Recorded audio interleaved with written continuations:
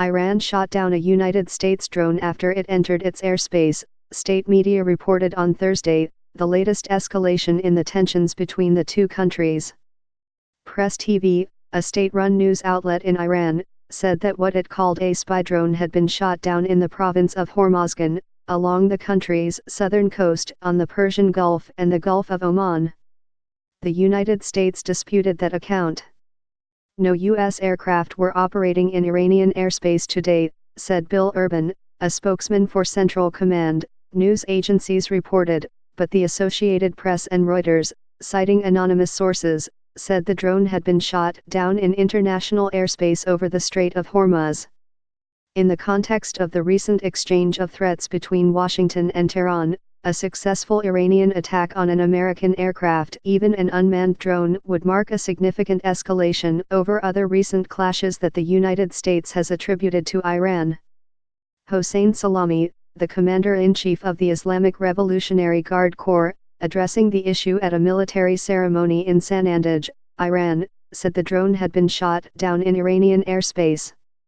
"We are not going to get engaged in a war with any country, but we are fully prepared for war," Mr. Salami said, according to a translation from Press TV. "Today's incident was a clear sign of this precise message, so we are continuing our resistance." The Revolutionary Guard said in a separate statement that the aircraft was an American-made Global Hawk surveillance drone, according to Press TV. American officials said last week that Iran had fired a surface-to-air missile at a drone over the Gulf of Oman, on the same day that two oil tankers were attacked. United States officials have blamed Iran for the attacks on the tankers, as well as similar attacks in May against 4 oil tankers near the United Arab Emirates, a charge that has been strenuously denied in Tehran.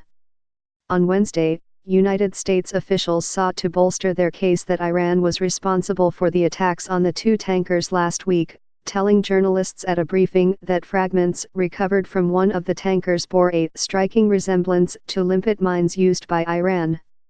A Navy official also said the investigation had found fingerprints and other valuable information at the scene. Earlier, the United States had released video of what it said was an Iranian crew removing a limpet mine from one of the tankers.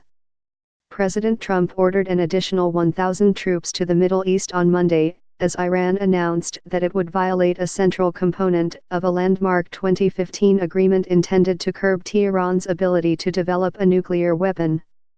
Mr. Trump pulled the United States out of the pact last year.